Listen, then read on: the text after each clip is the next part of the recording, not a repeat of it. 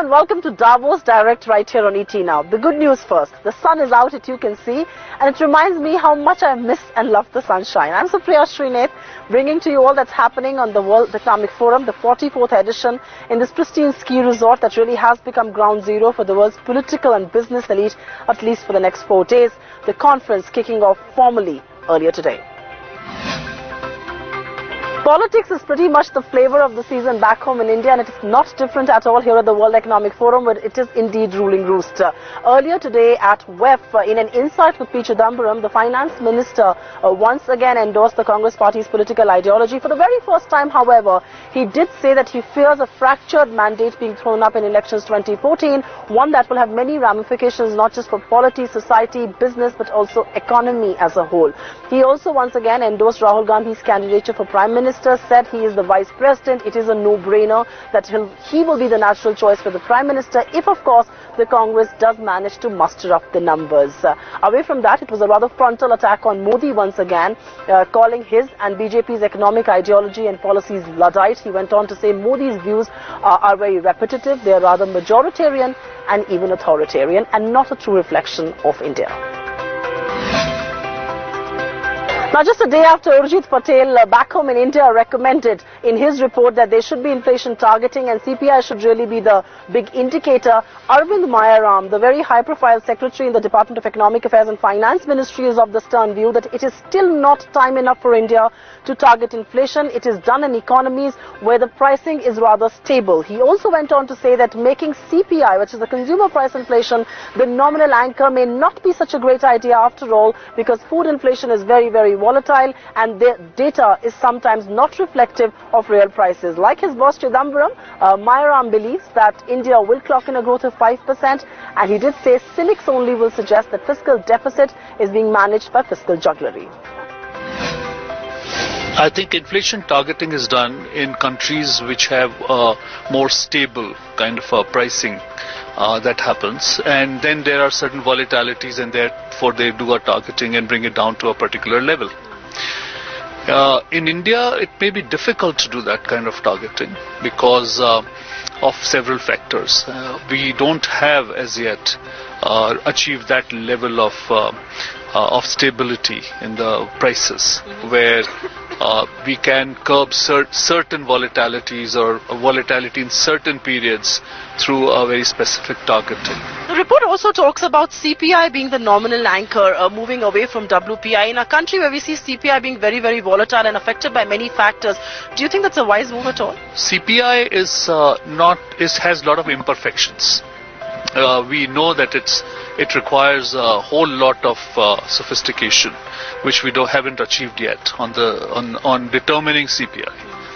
CPI also has very large element of food, for instance.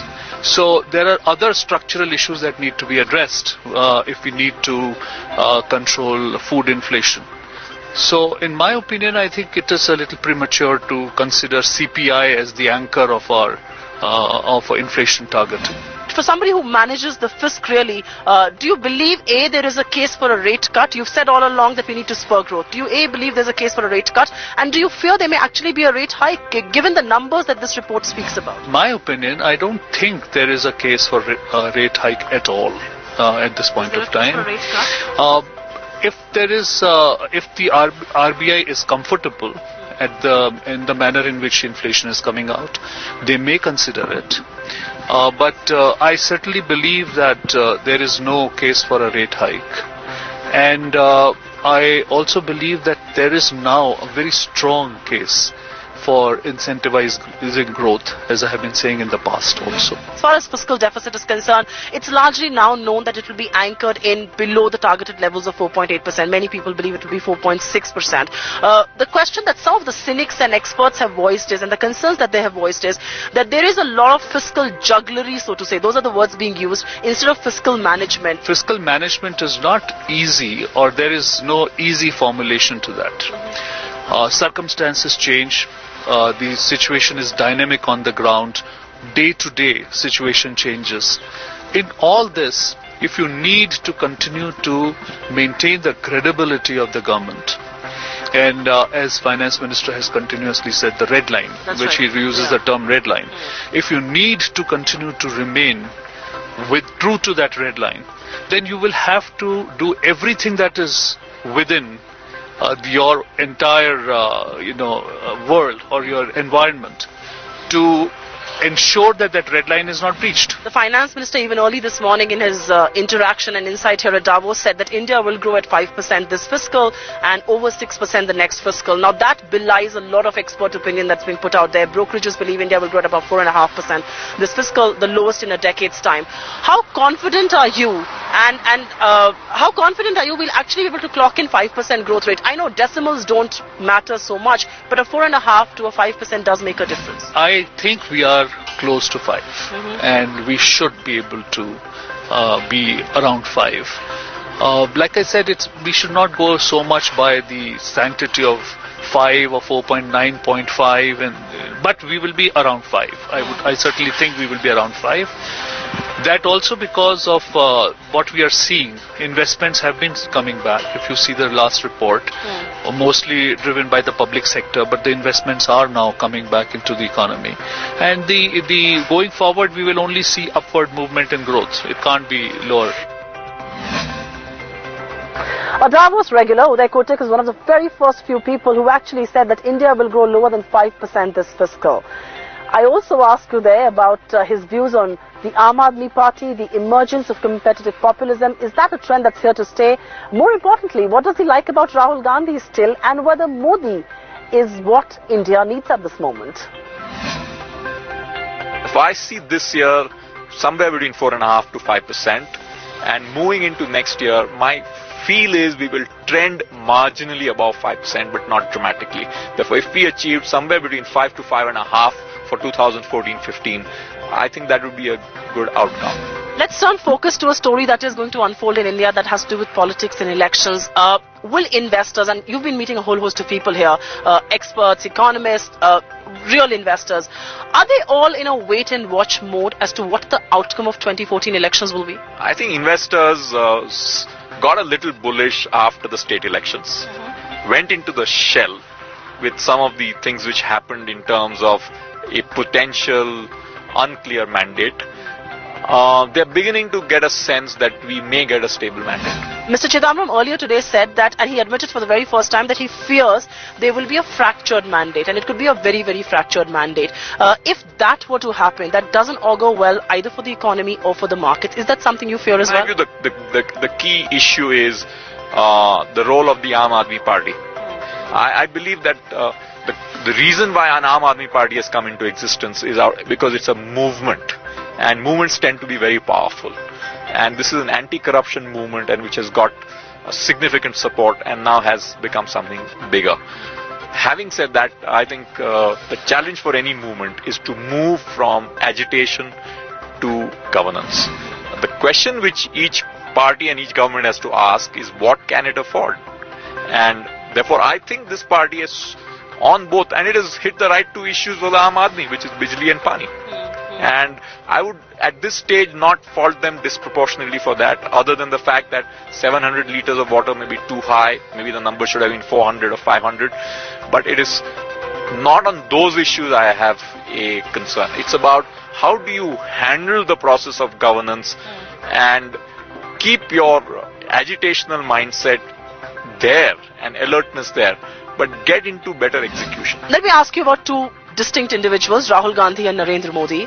Without being partisan here, let's talk about Rahul Gandhi. We saw him very aggressive at the AICC session, talking about he's almost towing the Aam Aadmi's line, talking about the common man, his dreams, his aspirations. What's your reading of the man? Because many of us here thought that here is a man who's really moved from boyhood to political manhood, but he doesn't seem to have a consistent ideology in place. Do you know who the real Rahul Gandhi is? The thing I like about Rahul Gandhi is that he's the biggest opposition of the ruling party. And that is refreshing, that somebody out there is challenging his own government and from inside. I think that's a plus. The first starting point of any change has to be internal introspection in how a firm or a company or a party is running itself. And that is refreshing. as a reformist, as somebody who believes in the India story, is Modi the right prescription for India at this moment? I think Modi has demonstrated pretty significant execution in his own state. So that is something which we have seen on the ground, particularly in the state of Gujarat. I think the challenge for Modi is how is he going to manage a coalition? Because at this stage, one does not see a clear majority for any party. And therefore, the ability to manage the diversity and the complexity of an Indian polity while wanting to execute are the challenges which I think he will go through. But having said that, I've seen the man do pretty phenomenal stuff in his state. Hassan Rouhani, the Iranian president, is a voice that everybody here at the World Economic Forum wanted to listen to. But peace talks between Syria and its main opposition, which is Iran, are unlikely to be successful as far as the peace process in the 3-year civil war is concerned. That's according to Rouhani. In fact, he also hit out saying that perpetrators of the conflict in Syria and that region are actually participants in the World Economic Forum. The Islamic Republic of Iran wishes for peace and stability in the region and the end of internal war and fighting the terrorists. If such a goal is reached in such a meeting, then it can be an effective one. But the overall signs do not give me much hope because some countries supporting terrorism and causing instability are present there. But still, if the meeting can help the people of Syria to achieve liberty and democracy through these talks, we will be glad. The former first deputy director of IMF, John Lipsky, believes that the world's financial system is not where it needs to be. He also believes the financial system is not performing as adequately as it should be, especially in the Eurozone, and that is a challenge that central bankers will be grappling with through all of 2014. 6 years after the beginning of the great financial crisis, the world's financial system is not yet back in the shape that it needs to be in. It's not performing adequately, especially true in the Eurozone, where the recapitalization and cleaning of bank balance sheets remains incomplete, and more action is needed. And of course, that's one of the key issues, or one of the key tasks in the Eurozone for 2014. We get you an exclusive voice. Professor Jeffrey Sachs, a long-time India watcher or Davos regular, believes India is still grappling with issues of corruption, which is the biggest menace in India. He believes India has the potential to grow at 10%. It has to clean up the fundamentals. He also believes that execution and not policy formation is really the key to India at this stage. And he wants a leader like Modi who can execute. So the environmental agenda is not some green do-good agenda. It's a very practical agenda for India's well-being now and in the future. But of course, it has to be handled scientifically. It has to be handled with evidence, not with shouting. It doesn't mean to stop the economy. It just means to do things properly. I do think that there's a complete lack of clarity in these processes. We actually know that they're corrupted as well. There's lots of payoffs in many directions on how land is used or not used. Big mistakes have been made. These processes don't work very well. I think the administrative and management structures in India are antiquated. I want to touch upon the populism that's coming. We have seen civil society activism result in something called the Aam Aadmi Party. They've won seats. They have a very populist agenda. They're very left of center politics. Do you believe that is a trend here to stay? Because there is this competitive populism. They have set the agenda, and every other political party seems to outdo them. Well, I think what India needs is pretty clear. It needs to have the schools working, the clinics working, the power supply working, the roads working. This is basic governance. I don't think labels are too helpful. India needs for government to function, and it hasn't really been functioning in the last couple of years. It's been paralyzed. A lot of politics in India, that's one of the specialties, but what India needs is to solve very, very practical problems, especially of infrastructure and social services, health and education. Indian economy is going through a crisis of sorts. We were looking at a 10% growth rate till about 4 years back. We are crippled to 4.5%. Nobody seems to have the plan to revive that growth. Inflation is still very, very high. It's begun to taper now, but it's still uncomfortably high. Investments are not breaking ground. There is a crisis of confidence as far as industry is concerned. what would your prescription really be at this stage? I think clear governance that puts politics aside and says, here are the things that we need to get done. The next government needs to have a clear timetable. It needs to have clear objectives. I don't think it's too hard to identify what those objectives are. India has a power crisis. It has a water crisis. It has a lot of poor people in the rural areas. The schools are in miserable shape by and large, aside from some private schools. And so for India to do what we all believe India can do, and that is make the final breakthrough out of extreme poverty, the government needs to be a lot clearer, more consequent, and goal-oriented. And I hope it's a business-like government, not in the sense of business, but in the sense of getting things done. Do you believe in some sense India is really concentrating on the dole-outs and not the deliverables? Everybody is talking about free gas, everybody is talking about cheaper power, everybody is talking about cheaper water, but these are really dole-outs. These are not deliverables. There is execution which is rather hit. Do you think the next government that comes into office needs to focus on that a lot more? Because right now everybody wants to be popular, everybody wants to be, everybody wants to be on the right side of the masses that will actually vote. India, for as long as I've known India, which is a very long time, has misused the subsidy approach. India could get a lot smarter in how it manages to help poor people, which is the priority, let's face it. But what India really needs is to get the economy moving with infrastructure, with power, with roads, with transport, because we all believe India can grow at 10% per year. And look at how it's just dragging along right now. It's very sad to see, but it could do a lot better. India is at the threshold of elections, and it's the largest democracy in the world that will go to polls. There is a lot of buzz around Narendra Modi, what he's done to Gujarat, his model of development. Professor Amartya Sen has said that is perhaps not what he would prescribe for India as a whole. Professor Jagdish Bhagwati has a different view on that. What is Professor Jeffrey Sachs' view on Narendra Modi's model of development, his model of growth? Do you think India at this moment needs a man strong-willed, strong-headed like a Narendra Modi, who has a past, yes, but can he absorb of that past? Well, as an outsider, I'm not endorsing any party or candidate or region, obviously, but what India needs is a government that can actually get things done with clear goals, and a very operational and practical approach. And when you see the amount of corruption in the last few years and these unanswered scandals and paralysis in government, clearly what India needs is a government that works. Tony Fernandes, the head of AirAsia, many believe is the man who will get the real low-cost flying into the country. Very, very aggressive fares is what he promises by keeping cost of operations very low.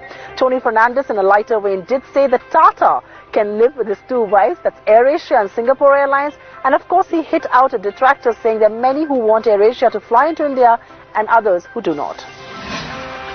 We're very optimistic. The DGCA was in Malaysia recently, looking at all our facilities. Our CEO is very confident of operating in March and April, so we're coming to the last leg. For a market like India, which has great opportunity, it also has very big hurdles. AirAsia was a very clean proposal. It went through, and then of course it got stuck in some regulatory hurdles, security clearances, and now this whole court case. No, I mean, look, it took me 7 years to get Kuala Lumpur, Singapore. As for my own country to a country that's 40 minutes away, I am an incredibly patient man, and all good things take time. So, I'm getting fitter, thinner, so I'm looking forward to India. Is India a market where competitive collaboration just doesn't happen in aviation like it is in the rest of the world? It's competitive everywhere. India is no different. I don't think we've collaborated with anyone around the world so much. So, no, it's dog eat dog, but the consumer wins. To make this work, we've got to have low fares, but you can only have low fares if you have low cost. It's a very simple equation. There was some speculation and some controversy when Singapore Airlines and the Tatas got into a collaboration. Has that controversy been put to rest completely, because some of your partners had raised concerns initially? No problem. I gave full approval to it. It's a different service model. Tatas have full service hotels and low cost hotels. I think that they will keep some of our other friends occupied. Ultimately, they'll have two wives, so they'll have to manage those two wives. Isn't it difficult to manage two wives always? I don't know, I haven't got any. Tech titans Infosys and Wipro may have lagged peers in the last couple of years, but they are finally catching up on the growth front. Speaking exclusively to ET now, both the IT czars are giving us the first signals of a turnaround in the IT space. Chandra Shrikant puts that story together. N.R. Narayan Murthy, Azim Premji, two men identified closely with the spectacular growth of India's software industry. But they saw a reversal in fortune in the last 2 years as Infosys and Wipro struggled with internal changes, while rivals such as TCS, HCL Tech and Cognizant raced past. But finally it looks like both companies have indeed turned a corner. In Infy's case, the gradual recovery in the last 3 quarters has coincided with Murthy's return as chairman and an overall pickup in demand. We are on track on the transformational journey. Our growth last quarter was, we did okay, we did 1.7%. But for the year, we have given a guidance of 11.5 to 12%. Our margins improved last quarter. So far, so good, we are on track. Its crosstown rival Wipro too has clocked robust growth in 2 successive quarters. But CEO T.K. Kurian is hungry for more. Well, very happy by the fact the turnaround is kind of happening. Disappointed by the fact that it just took too long. Till we have 4 successive quarters of 4 to 4.5% growth, I don't think we can say that it's a secular trend as far as we are concerned. That's the critical one. Now we see signs of that, but we are far away from it yet. While Infosys and Wipro are not ready to declare success just yet, an overall pickup in demand will help both companies regain growth going forward. With most of the restructuring behind them, it looks like 2014 will give India's original IT czars many reasons to smile. Supriya Srinath and Chandra Shrikant, ET Now. Alright, and before I call it a day on this edition of Davos Direct, it's not just boring work and deals that happen at the World Economic Forum. Crystal Awards happened late last evening. Hollywood superstar Matt Damon was present there, and also present was one of my personal favorites and the hottest thing God ever made, Bono of U2 on his guitar. Thanks very much for being with us. Crystal Award winners of 2014. Matt Damon. He has long been devoted to environmental and social causes, including climate change science, early childhood education, and ending extreme poverty. It is, I hope, a vote of confidence in what we can achieve and what we will achieve, because really we're just getting started. As an acclaimed bel canto tenor, Juan Diego Flores has performed at most of the world's best-known opera houses. So I just want to thank my team. This is really a prize that belongs to them. And I want to thank you for making this, helping me to sing or to play this Symphony for Peru. Shirin Neshat, he addresses the social, political and psychological dimensions of women's experience in contemporary Islamic societies. But I believe through fiction we can go deeper into human psyche, deeper into reality.